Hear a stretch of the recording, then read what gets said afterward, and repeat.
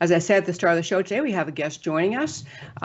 You'll see him on the screen in a moment. It's Congressman Jody Hice. He is a member of the U.S. Congress from the state of Georgia, or else the great state of Georgia, Congressional District 10. And he is one of the people who signed on to the letter I mentioned a few days ago, a letter sent from some members of Congress to the president, urging the president to hold off, to don't necessarily sign on to another big spending bill to deal with the coronavirus until we figure out whether or not the money we're already spending, which is funny money in and of itself, is enough. It's really a willingness to stand up, and I think a brave thing for these members of Congress to do, to sign this letter as America is clamoring and panicked over coronavirus, to sign a letter to the president urging him to just take it slowly. Let's wait and see what the impact was of the first bill. So I believe we have Congressman Jody Hice on board. Hello, sir. Hi, Debbie. Great to be with you. Great to be with you. So glad you could join me today. Well, I want to, first of all, thank you for your being, I know you're working, you're not able to be fighting every day and in person in Congress, but you're still working for your district, as I said, Congressional District 10, the great state of Georgia. And I want to just jump right in to first talk about this letter. I thought it was actually brave of you and other members of Congress to write to President Trump to say, hey, hold off on spending, because we just spent a fortune on the first bill, the $2.2 trillion coronavirus rescue. So tell me about your thinking. Why did you sign on to that letter? What are your concerns as you see how Congress is dealing with the coronavirus? Yeah, well, thank you. Listen, we're already $23 trillion in debt in this country. This is the third spending bill now that we have on this coronavirus. The first one was a little over $8 billion. The second one, very interestingly, by the way, the second one came to us in Congress at 15 minutes until midnight on a Friday night about 3 weeks ago. And we were on the floor voting at 12:30. So we had less than 45 minutes to read the bill, let alone know what all was in it. It was hundreds of billions of dollars in that bill. And then, as you referenced, the third one, over $2 trillion.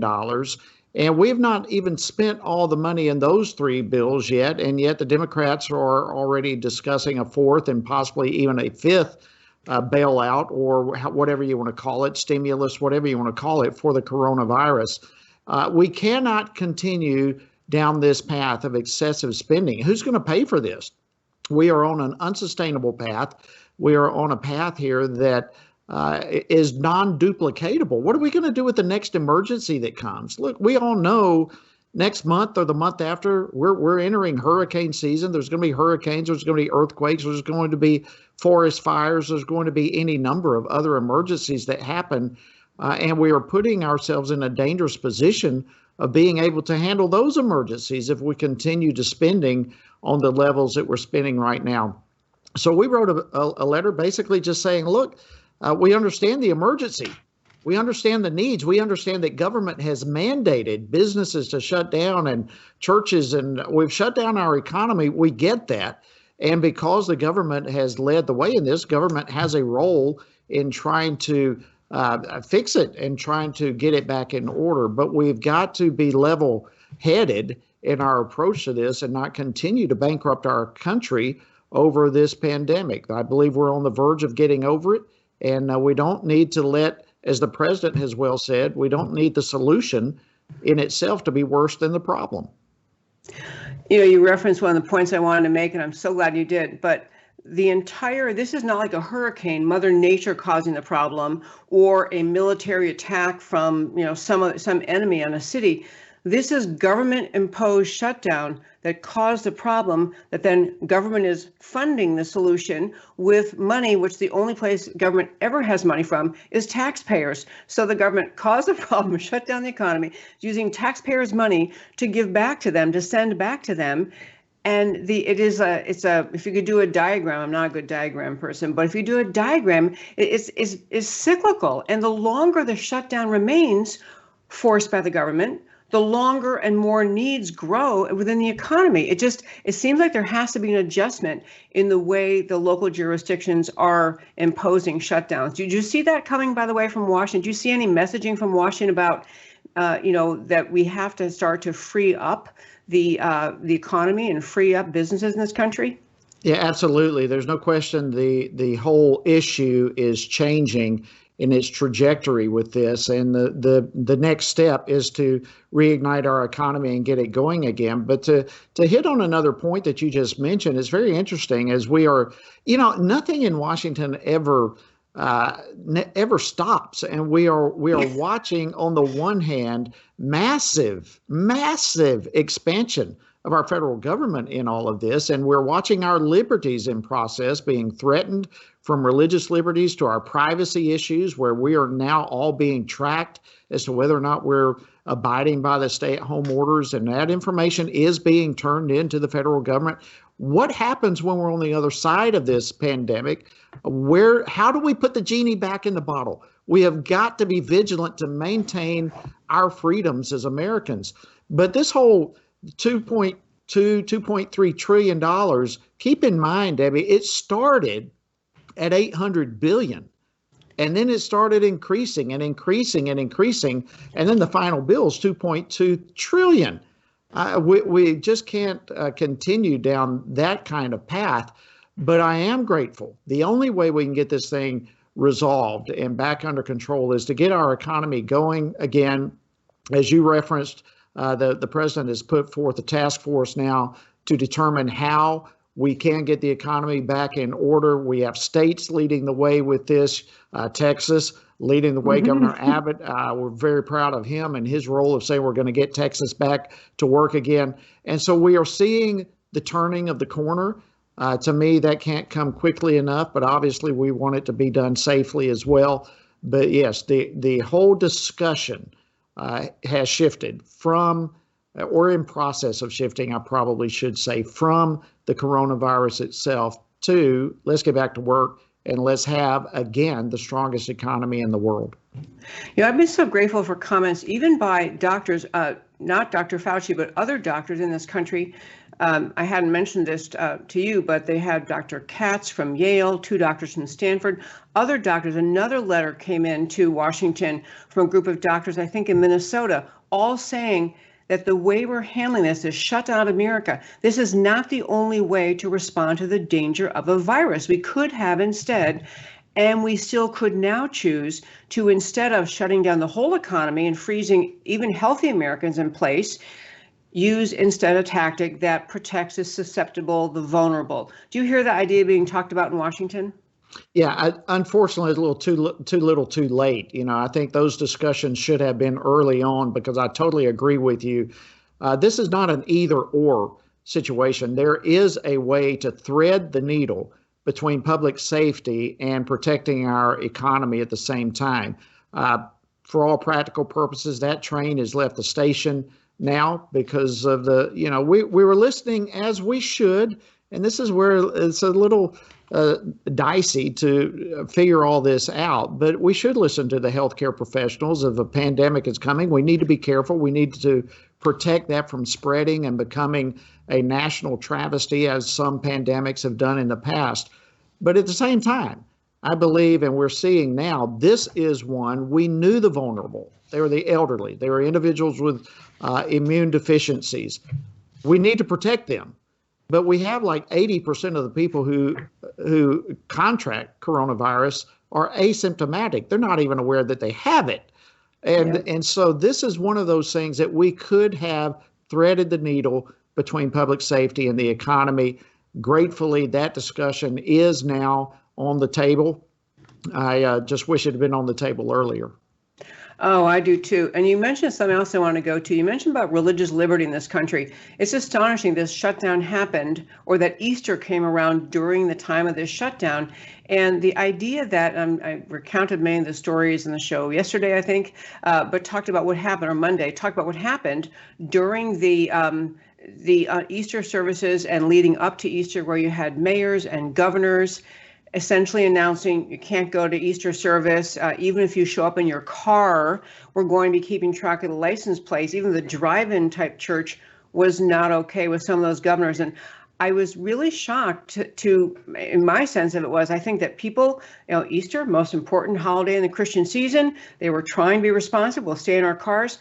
And yet there was I've been using the term, and you don't have to embrace it, but the inner tyrant coming out, the kind of, we have the power and we're going to stop these people. So is there anything you guys, first of all, what's your thought about all of that? And second of all, what can you do from Washington?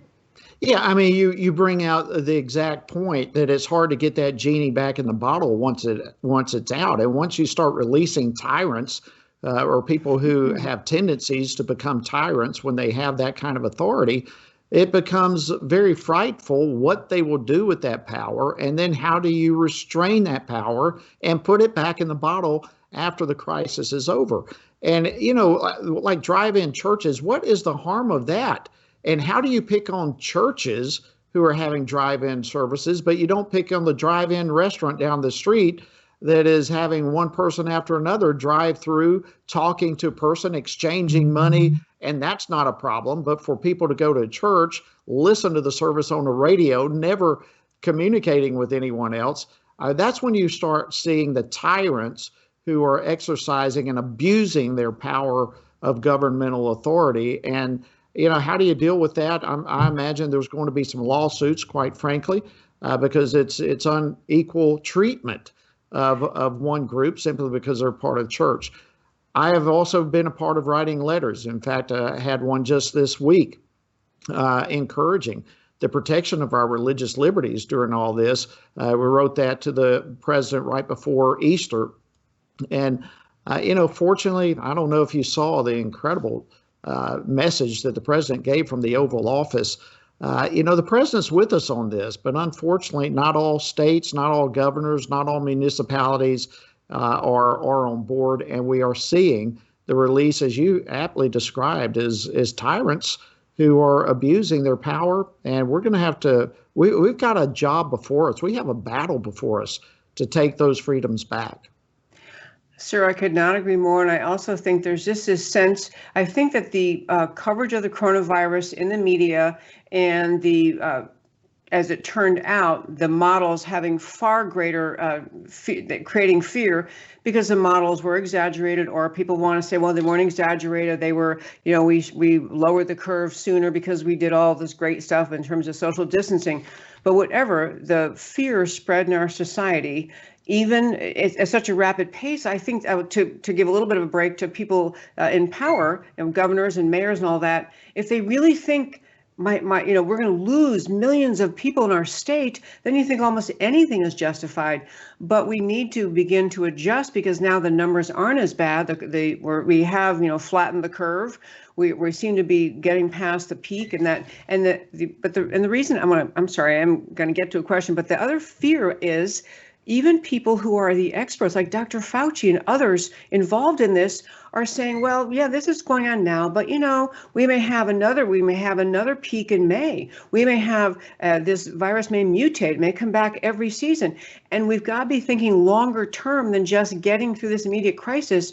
What is it we're going to do in response in the future, given this kind of virus challenge could come over and over? I'd love that you sent a letter to President Trump urging that. I'd love more voices out of Washington saying we've got to respond to pandemics without shutting down liberty. That's exactly right. And fear in itself is paralyzing. And we have seen that in our country in the last several weeks. And it should not be that way. We are America. We are better than this. We know how to thread the needle between public safety and our economy and our individual lives and our freedoms as American citizens. And we do not need to take one in spite of the other. And so this is something that is extremely important for us to embrace now that we're in this. And we do not need, as much as we need medical professionals giving us advice, giving us their professional opinions of dangers that could happen, we don't need them giving us economic advice. We don't need them creating public policy. We need their opinions. We need their warnings, but then others need to make the decisions as to what's in the best interest of our country while being safe physically. And hopefully this will be a lesson that we learn this time, and we won't repeat it next time. Surely there's going to be more sickness to come. Surely there's going to be emergencies to come. But also, surely we cannot respond to all of those emergencies with fear and with shutting down our country. What a great ending note. Congressman Hice, I know you're in big demand. I know a lot of people want to talk to you these days. So thank you so much for taking time to join me on my show today. And I want to urge our listeners, this is Congressman Jody Hice from the great state of Georgia. I like your official website, on your congressional one, and I love that you're there in Washington speaking up on these important issues. And as I say, I think it was brave to put your name on a letter to the president saying we got to watch spending. It's brave to speak up about religious liberty, because in the environment of fear, it's easier to just surrender to those who claim they're trying to protect us, but the path they choose to protect us is really shutting down liberty. I appreciate your bravery, and thank you so much for coming on today. It's my pleasure to be with you, Debbie. Thank you for your voice. We're all in this together, and I'm deeply grateful for all you do for our country. Same to you, sir. Thank you so much for joining us. That, my friends, is Congressman Jody Hice, and I'm just very, very grateful for people like him being willing to speak up and keeping us really, keeping Americans alert to that the fear mongers are not the only ones who have actually a say in what's occurring. And I say fear mongers, and it sounds unkind. I don't mean that it's that people who are fearful are unjustified in that. But we've got to move beyond fear means frozen to mean fear means we deal with the fear, we assess the problem, and we move forward as a country, and we continue our country, continue and protect the liberties our country was founded on. So that's Congressman Jody Hice.